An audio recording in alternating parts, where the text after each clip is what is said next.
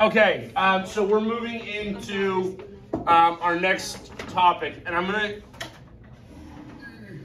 go ahead and sort of warn you. And I think we talked about this last semester. I'm not teaching linear history, right? So we're not going to go through this concept of like, this is what happened in 1871. This is what happened in 1872. So what we are going to spend the rest of this unit on is really domestic policies as it pertains to industrialization, right? The beginning of mechanization within the United States. It is a massive cultural shift, right? And anytime there are massive cultural shifts of that nature, there is generally some sort of governmental response in order to rectify the issues created by that massive shift. So the reality is we're going to cover domestic policy over essentially a 50-year period, right? So the Gilded Age is 1870s to roughly 1900. Then we're going to cover the Progressive era, which is the late 1800s, right? So like late 1890s up until about World War I, right? Or 1920, and then we will stop. The next unit we will actually back way up, back into the 19th century, and we'll talk about sort of American foreign policy and what we're doing internationally. Got it? All right, so hopefully I've organized this and structured it in a manner that actually makes sense to you. Okay? So today we're going to talk about the Gilded Age, and the Gilded Age is really what we call the American Industrial Revolution. Okay? So some textbooks will refer to this as the Second Industrial Revolution. I do not refer to it as the Second Industrial Revolution. I refer to it as the Industrial Revolution because I'm an American, right? Okay, the first Industrial Revolution really happens before the Civil War, but it happens in Europe. Okay, there's a little bit of industrialization in the United States prior to the Civil War, but I think hopefully we covered this in enough detail last semester. Slavery is wildly economically detrimental, right? Which again, I think is sort of counterintuitive to a lot of people. But economic policy actually suffers and lags as a result of slavery. So the United States is not going to obtain the same prosperity as other countries. Okay, so our industrialization really is not going to occur until we have free labor, right? Okay, sorry. When I say free labor, I mean labor that is capable of making choices, right? Not free labor that is slavery, which was labor that was not being paid. Okay, so free labor now means individuals being capable of making choices. All right. So first, industrialization is what's going to occur, and this gets a little bit complex, right? Because there are a whole bunch of factors that go into everything that we're talking about, right? And there's some causation to it, but there's also some overstated causation. Right, meaning that something happened and then something followed, but that's not necessarily causation. You know what okay, I'm using like big words. Do y'all know what the difference between causation and correlation are? No? So 100% of people who misunderstand causation and correlation die. Did you know that? Yeah, because 100% of people die. Everybody will die eventually. It's fact, right? Does your inability to understand causation and correlation cause your death? No. No, so there's no causation there. Okay, one did not cause the other, right? Correlation simply means that they are happening together or in tandem or in the same general period, but does not necessarily mean that one behavior directly leads to another. Right? Your inability to understand causation and correlation does not lead to death, despite the fact that everybody will eventually die. Are we good? Okay, so I need you to understand some of it is causation, some of it is just correlation. All right, so some of the major factors that have to be in place. Number one, Okay? You really cannot have industrialization without modern transportation and communication. And the transportation and communication revolutions have really already happened by this point in time. We already covered the closing of the West last week, and we covered the idea of the end of the railroads, right? Or excuse me, not the end of the railroad, the connecting of the railroads. Okay, that connects east and west. Okay, anybody know? And I don't think we did this last semester, and we probably should have. This is my fault. I probably should have covered this with the Civil War, because it's actually wildly important with the Civil War. Anybody know what was being put up at the exact same time as railroads were being put up, right alongside the railroads? Telegraph lines, right? Which then become telephone lines. All right? That is a communication revolution. So again, we go back all the way back to August when we started this course, right? How long did it take information to get from Savannah, Georgia to Boston, Massachusetts? 2 seconds. No. When we started the course in August. Weeks. Weeks, right? Weeks. Because you either had to put it on a ship, right, and mail it that way, or the more likely route is we actually had a postal system that was already created. Well, yeah, it was created once we created the United States, right? And yeah, the Pony Express concept, right, where it's going by horseback. That takes a significantly long period of time, and then the replies get significantly delayed, right? The telegraph, it's not 2 seconds. There's a little bit more lag than that, but it's relatively quick. Lincoln actually uses the telegraph and telegraph lines in order to communicate with his commanding officers in the field, right? So the communication revolution has already begun. Okay. Number 2, you have to have electrical power, and we'll talk about that more in this unit as well. One, we again go back to last semester. We know that we have electrical power already because we created textile mills, and those mills needed power. They got their power from hydroelectric energy. Yes. So the factory was usually built on a river, right? And then you put the little wheel in the river, and the natural flow of the river turned the wheel. That created electricity. Now the factory has electricity. Okay? But we're going to make electricity far more readily available for people, right? And then we need to improve sort of industrial processes in order to make industry profitable and something that people actually seek out, right? We live in for the most part, a free market capitalist system. People are going to engage in behaviors that are in their own best interest. If it is not in their best interest to become an industrialist, they wouldn't do it, okay? This, and I know I told you I would show you graphics like this again, right? So the top little graph, the top little map there, that is railroad lines in 1870. The bottom is railroad lines by 1890, right? I mean, that's a 20-year period, and look at the massive amount of railroads that were laid, all right? And we're going to come back to why this happens as well, all right? As a part of industrialization, as we begin to create industry, once you create industry, right, and there's correlation here, not causation necessarily, but correlation. Once you create industry, you create big business. All right, as industrialists begin, people are creating large corporations. Those corporations are aimed at profits. Those profits can be in any one of a number of different sectors. It stands to reason that agriculture would be one of them, right? So you have agro-business being created at this point in time too, right? And so this is causing some issues as it pertains to our frontier, and we've talked about the closing of the frontier, right? We talked about the idea that with the Homestead Act,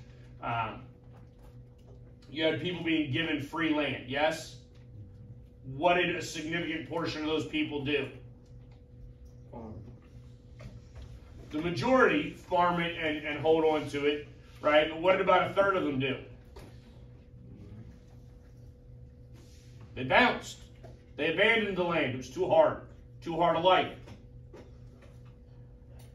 And in that case, who's going in and buying up that land? It is predominantly businesses. You had agribusiness that's capable of acquiring thousands of acres of land, right? Because they're a business, they're sold in the stock market, right? So they're able to generate funds through the selling of stocks. That's the open trading of corporations. that generates revenue, that generates money for the company, right? Then the company can use that money that they got from the selling of stocks to turn around and reinvest into their business in order to buy more land or to buy machines or buy all of those sorts of things that they need, right? So by 1875, we get Alexander Graham Bell and the creation of the telephone, right? So we created the telegraph. It doesn't take very long. By the way, anybody know how the telegraph works? Yeah, so they utilize Morse code. What causes that to bounce? Finger pushing.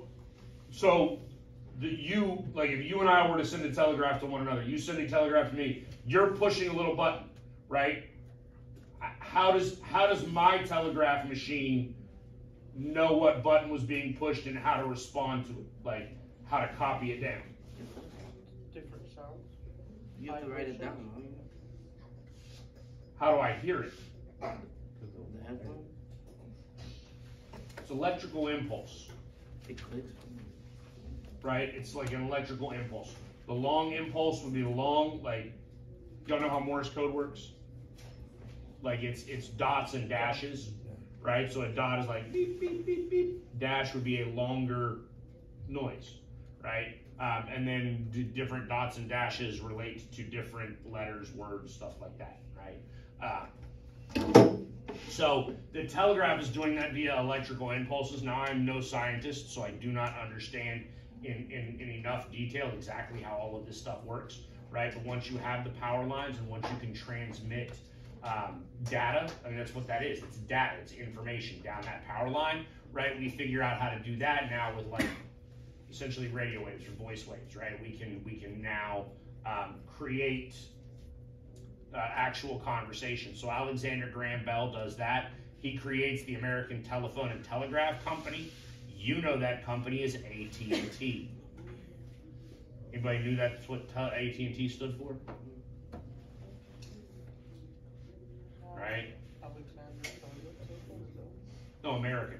Oh. American Telephone and Telegraph Company. Okay. Next, Edison invents the incandescent light bulb. First of all, Edison did not invent electricity. You understand that? I think that's a common misconception people have. One, electricity just exists naturally. That's what lightning is. You can't really invent something that exists naturally. Okay. What Alexander Graham Bell does, what Thomas Edison does, right? One, amongst other things, he creates the incandescent light bulb.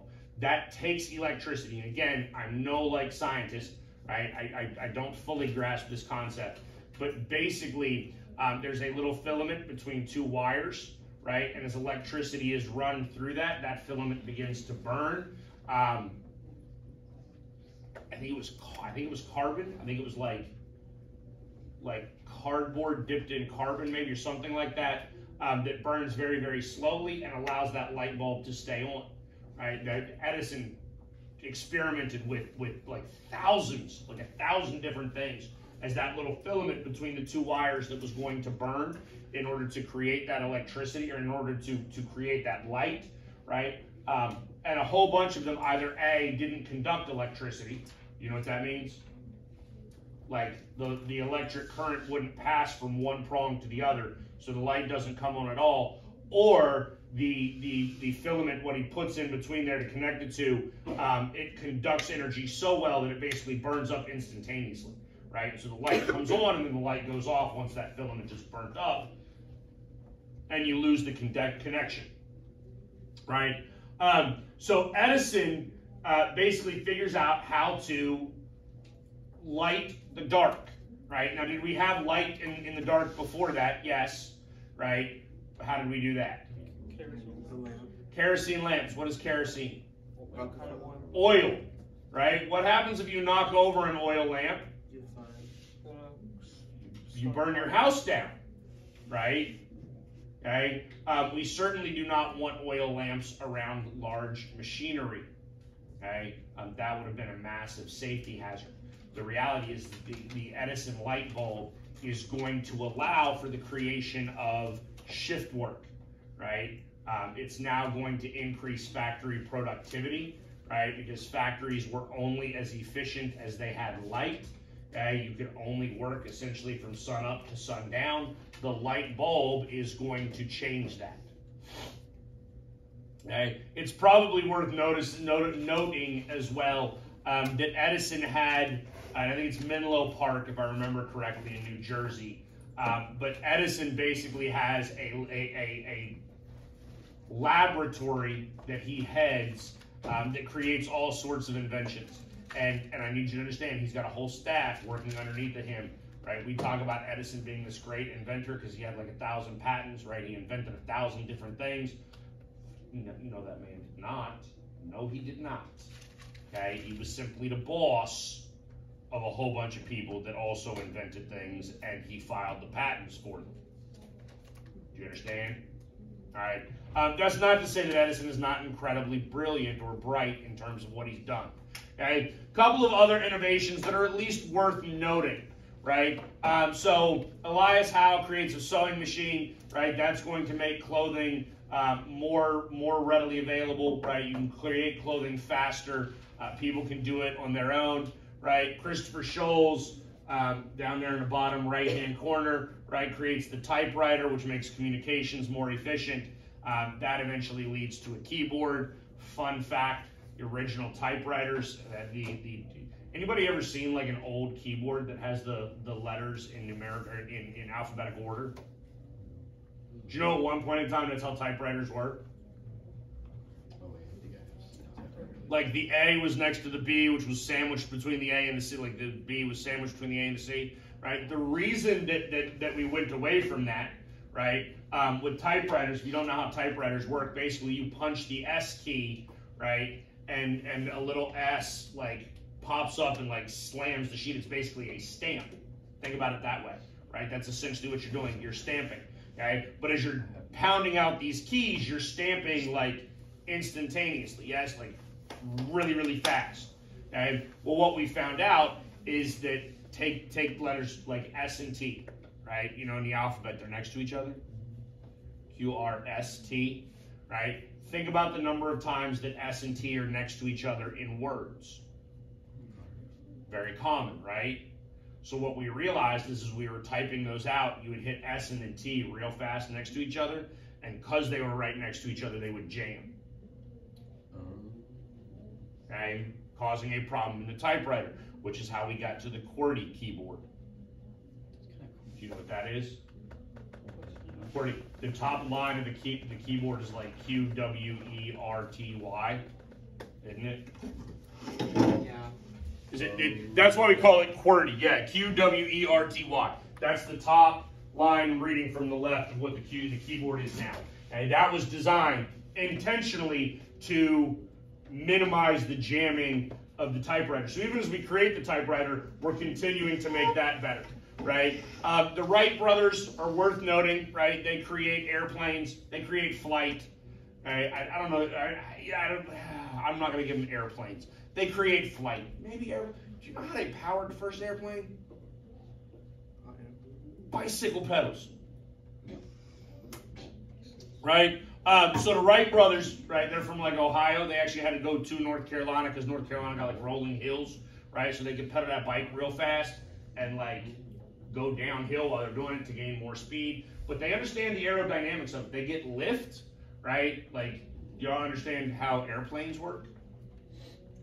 Yeah.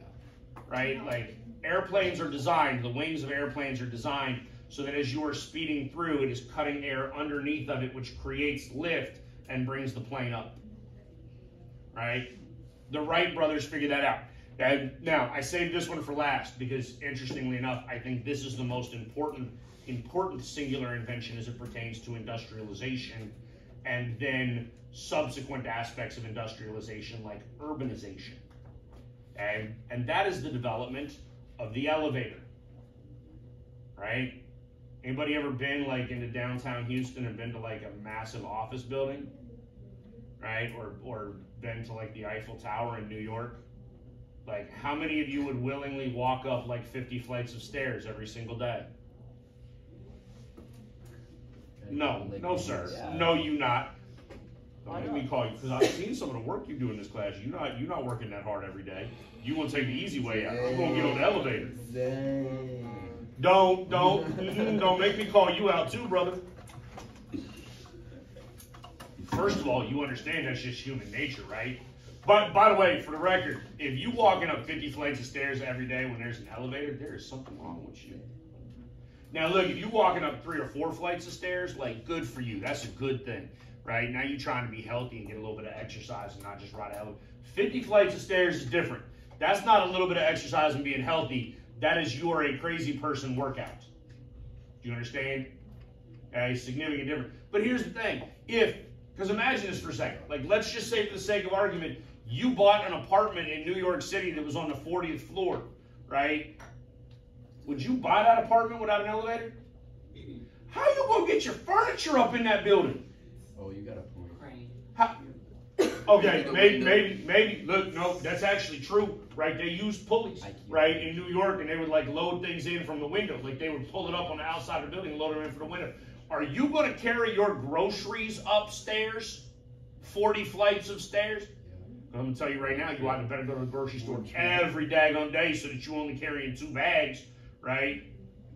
Or what you want to do, make 4 trips? Or you going to pull your arm out the socket because you're going to be that guy that carries like, yeah, I know you that guy, right? That carries like 14 or 18 bags in one arm. Are you still going to do, you going to do that for 40 flights of stairs though? You're not. I don't even do that at my house. It hurts too much. Yeah. Right? So the elevator is really, really important. Oh, I just messaged you at this. Right? Next. Again, there's correlation here, but not causation.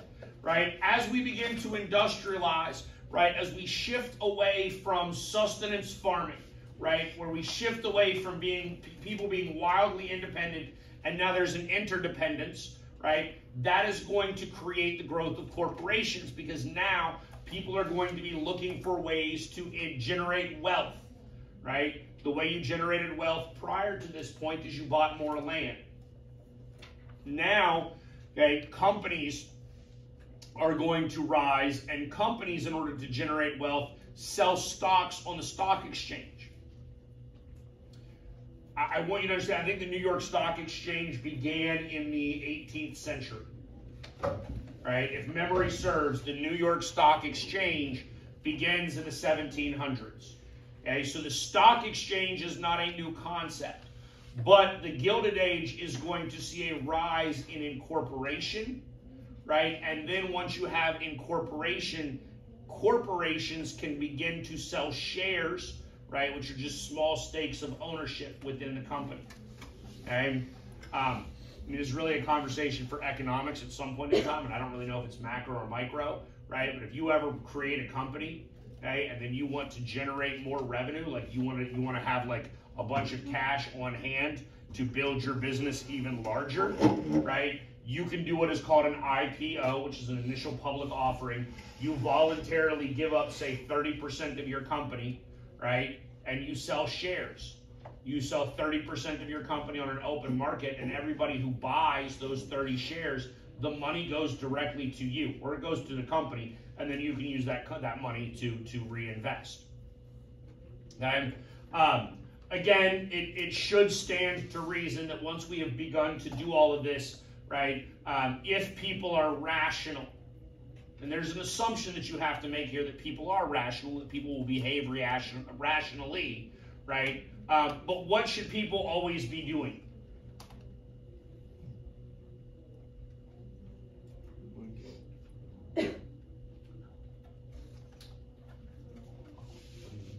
When you make a decision between 2 things, how do you make a decision? Think of what possible outcomes happen from which choice. How do you know which outcome is better? Which one you use more? So I don't like the word use there, but which one benefits you more? Yes? Yeah. Right? So if you had $20, right, and I told you right now, you could spend that $20 on a scratch-off lottery ticket, right? Or you could buy $20 worth of Apple stock. Which one are you going to do? You're going to make a decision based upon which one you think is going to have the best return. You are going to do what is in your own best interest. Do you understand that? Okay? That is basic human behavior. That is the rationality of the human behavior. So it stands to reason if people are going to do what is in their own best interest, what are they going to do once we start incorporating and we start having big business and we start making loads of money? It stands to reason then that people are going to do whatever they can in order to make more money, in order to benefit themselves, right? This is really part of the reason why this is called the Gilded Age. Anybody know what gilded means?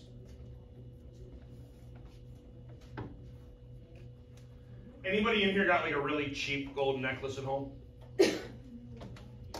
Like that you got when you were like 8, right? Is it actually gold? No.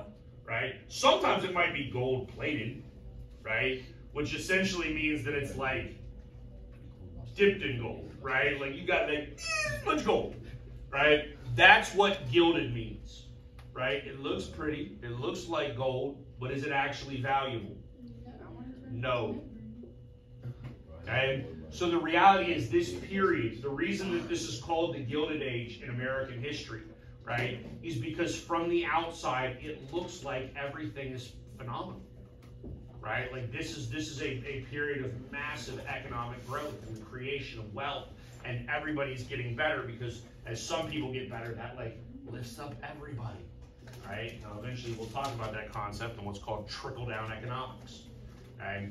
But this is sort of the theory, right? We're creating big business. We're creating industry, right? People are capable of buying goods and services, right? You have a whole lot more opportunity. You have more freedom. You have more free time, right? Like we'll talk about that as we move forward because leisure becomes a thing, right? And I mean, this is just free advice from me to you, and I need you to understand this, right? Listen to me. And why does leisure become a thing at this point? Give free time. People have free time. Why do you have free time? Did you have free time when you were your own farmer out on the frontier? No, you was working from sun up to sundown 6.5 days a week. Maybe you went to church Sunday morning. Maybe. Right? You busted your butt. Why? Because it was yours. You owned it. The prosperity was yours. The success was yours. The failure was yours. Right? Now all of a sudden society has changed. You're going to go work in the Ford Motor Company's factory creating Model Ts. Like Model A. I don't know. Whatever the name of it, let's call it a Model A. I think it was Model A. Whatever. You're going to go make Ford cars. Right? How hard you working in that job? No. Why not? Georgie, why you not going to work hard, man? Why be good at a job? Is that what you said? Don't do it. Don't be good at your job. Free advice from me to you. Don't do it. Don't be good at your job. Right? Now, I would tell you, you might want to be good at your career, but don't be good at a job. Right? Because y'all are at that like precipice where you're about to go get like a part-time. Anybody in here got a part-time job? Right? So, Simi, where you work? Fulton Sports Association. What do you do, like referee, Yeah, like little league games? Yeah. Right? What happens if you're really good at your job? Nothing. Do you get a raise? Oh yeah, I got a raise. Did you really? Yeah. Good for you. Right? What happens to the people that are bad at their job? What happens to people that are bad at their job? They still get a raise. Oh, they got a raise too? Yeah. Yeah, so you didn't really no. So why are you good then? If all the incentives are the same, right? Why do you work harder than the person next to you if y'all getting the exact same thing out of it? Because I care about the kids. And look, there's some truth in it, like personal pride. Yeah, absolutely. In fact, businesses will try to tap into that. You should have pride in what you do. Nah, bro, I'm trying to live. Like I'm trying to eat. I'm trying to. Nope. My pride is in my family, not in my job. Right? Like, no, I'm not gonna be proud because I stamped more sheet metal than Steve down the lane. Like, no, I don't care. Right? Because if I stamp more sheet metal, who makes more money? Not me. Henry Ford does. The Ford Motor Company does. All right? And so this is also where like a lot of this infighting comes from, a lot of this competition and stuff like that. Now, all of this is possible through a concept called laissez-faire capitalism. Okay? And that's just a fancy Latin phrase? I'm going to go with Latin. I don't know. It means hands off. The idea, this actually comes from like an intellectual, philosophical dude, right? So we go all the way back to like the founding of the nation. We talk about like John Locke and people like that came up with these great ideas that like, you're born free, right? Adam Smith, around about the same time, right, who was like Welsh or Scottish or whatever. He was not English, but he was British, right? If you know the difference. Adam Smith writes a book where he basically says, look, man, if you allow a market to be free, don't mess with it. It will fix itself. And there's truth to that, right? Because if I'm producing, I don't know, I'm producing iPhones, and all of a sudden iPhones are no longer popular, what am I going to do? Stop producing. I'm going to stop producing iPhones. I'm going to make something else, right? I'm going to make what is popular and what is selling. And in a free market system, in laissez-faire capitalism, I as the producer can decide that. In laissez-faire capitalism, you as the consumer can make decisions as well, right? So if you don't like child labor, for instance, you can stop wearing Nike.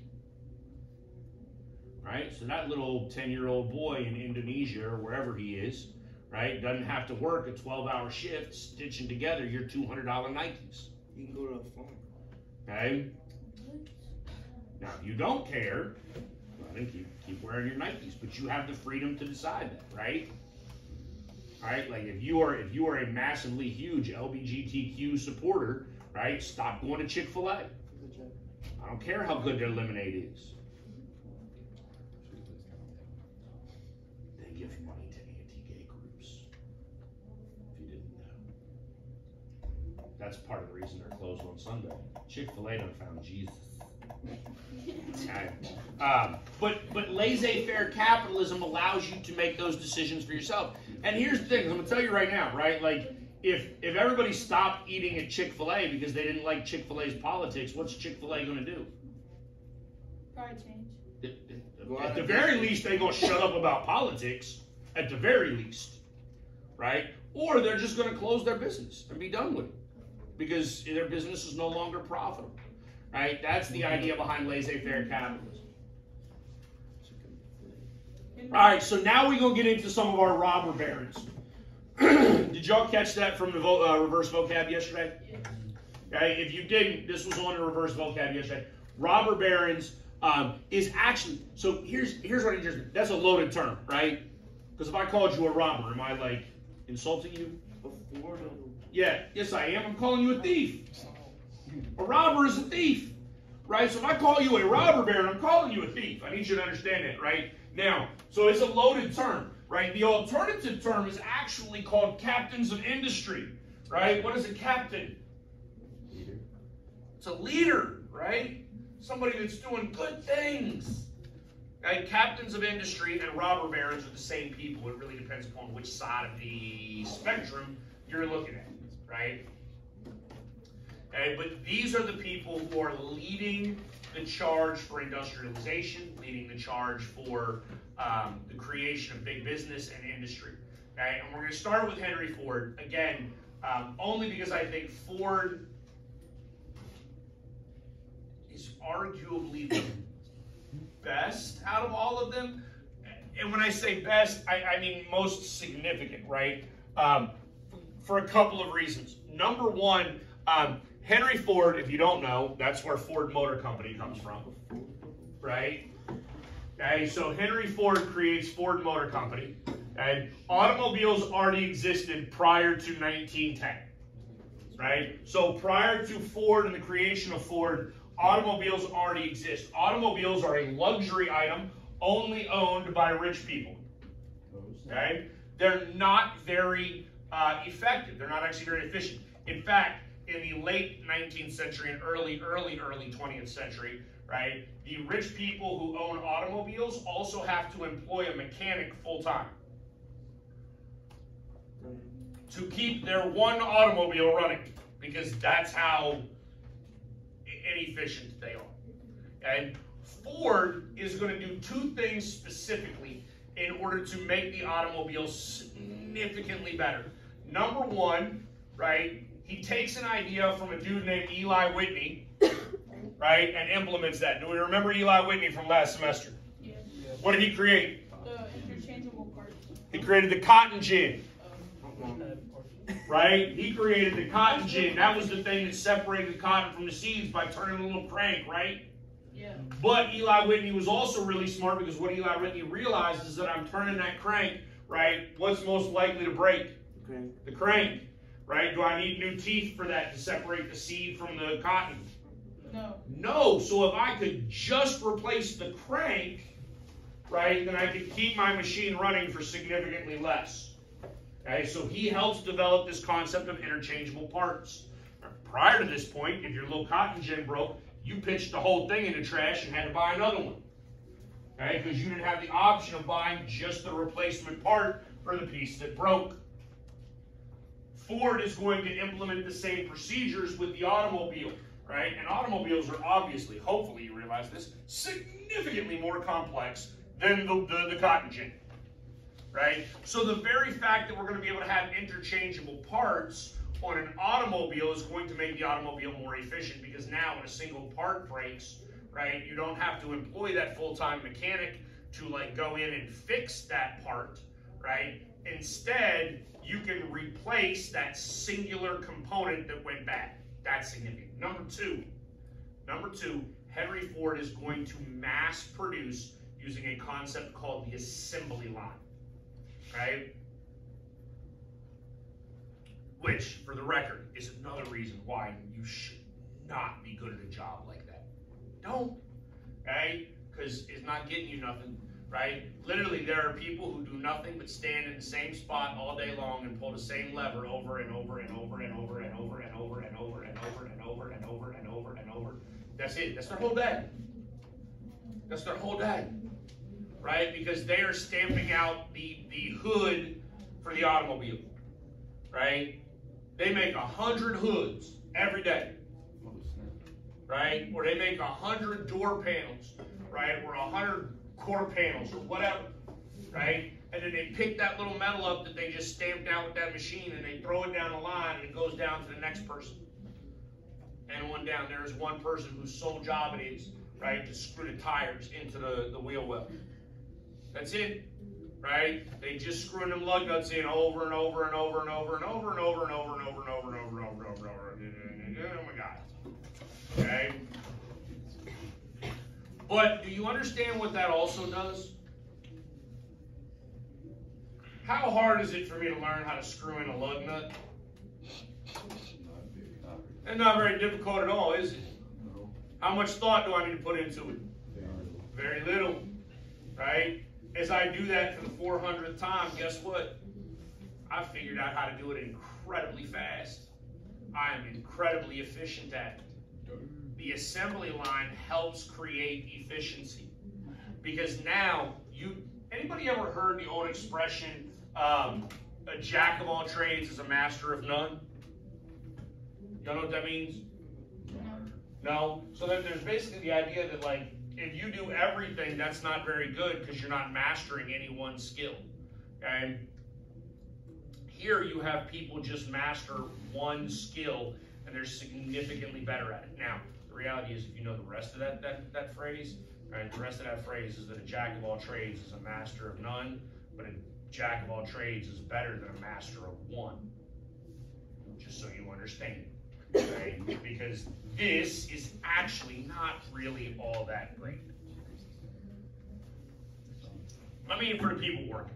But, hey, look, I'll be honest with you. If it provides for your family, like if you go to that Ford power plant every single day, that plant, right, and you're stamping sheet metal every day, and you're making your you know, I don't know, $2 an hour or whatever you would have made, right? And a house costs like $1,000. You know what I'm saying? Like, why wouldn't you do that? Right? I mean, if you're making a decent living doing that, like, by all means, continue to do it. Right? Next. Okay, the significant increase, there's a just so we understand, as industrialization happens, right, and we're creating all these factories create jobs, yes? And now, once we created all these jobs, who fill in these jobs? Children.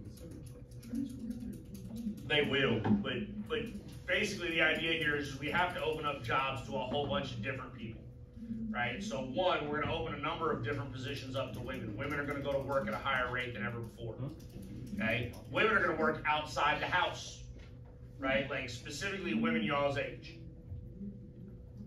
okay? Because like by the time you hit y'all's age, like daddy doesn't want to continue feeding you anymore, right? You are just a burden to him.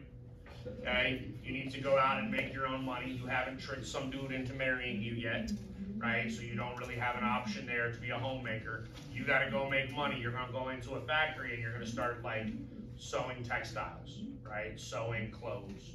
You're going to make jeans. You make t-shirts. You make handbags. You make whatever, right?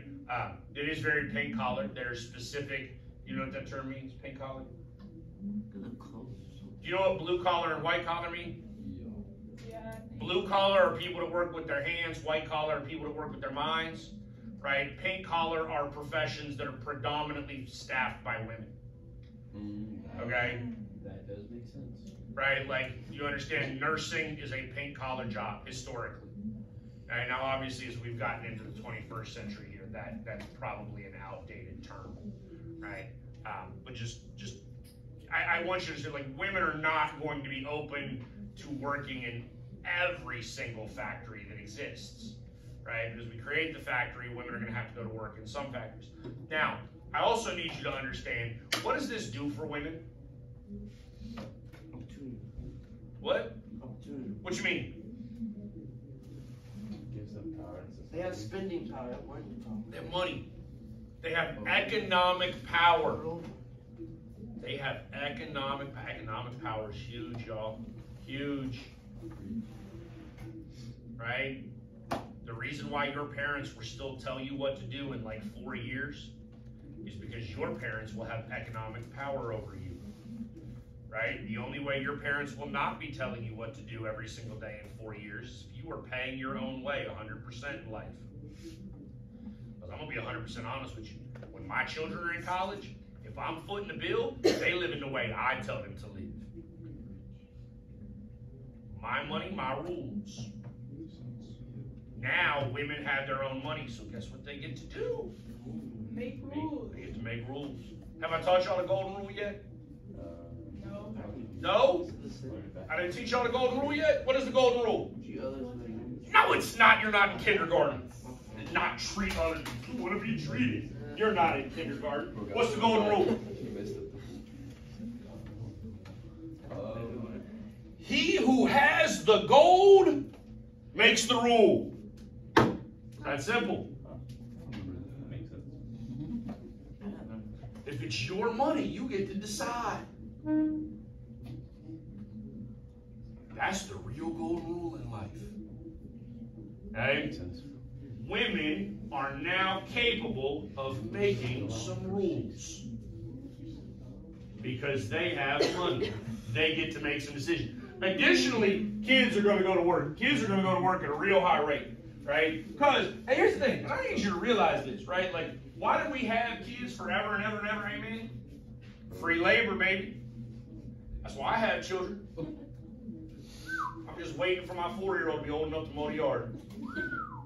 I give him like 2 more years, and I'm going to put him out there behind that lawnmower. I'm being sarcastic. I'll wait until he's 10.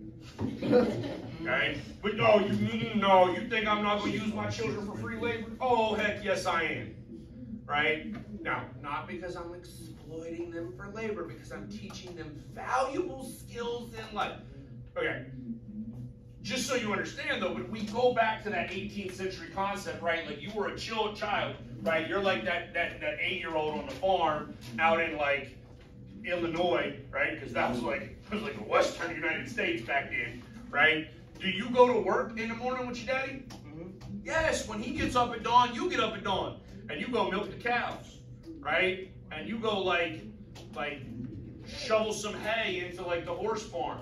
Because you got to learn how to do all that stuff when you're an adult, yes? Yeah. Now, as kids, as people are moving into cities, right, as urbanization is happening, right, as dads are going to work, sometimes moms, right, but usually most of the working women were single, right, because men are not okay with working women.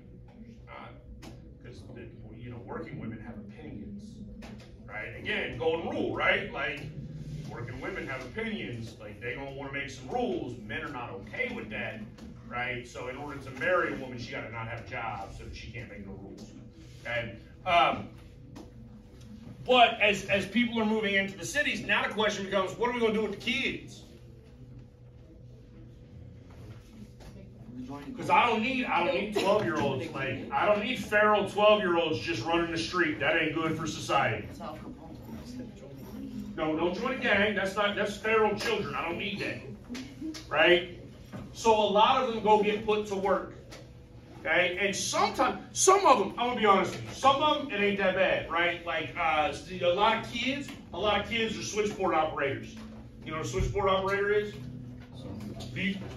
What? No, not for railroads, for telephones. Right? So it used to be, again, this is how you know life has changed so much, right? A long time ago, before my time, and I'm old, I ain't that old, right? You would pick up the phone, right? And as soon as you picked it up, there was somebody on the other end. You didn't dial the number. You would just be like, operator, connect me to whatever number, right? Connect me to number 4. And then there was literally an operator, by the way, that was generally a woman, right? And she would tell one of these kids, hey, switch that line to number 4. You had these massive boards. Like, anybody know like an amp cord? Like, you know how you plug a guitar into an amplifier? Like, think about that kind of aux cord, right? You would pull it out here and go plug it in there, and then that would connect you to that telephone. That was the switchboard that children operated, right? Because they could move in and out on the wires real easily, right? While a woman told them what to do. That was one of the major jobs. Hey, they also went to work in factories sometimes because they could get into the machines a lot easier than grown men could, right? So like if the machine was jammed, like the kid could wiggle his way in there and unjam it and then lose an arm. But you know, hey. Oh, you think that didn't happen in factories? We didn't have OSHA. You know what OSHA is? Occupational Health Safety Administration. That didn't exist yet.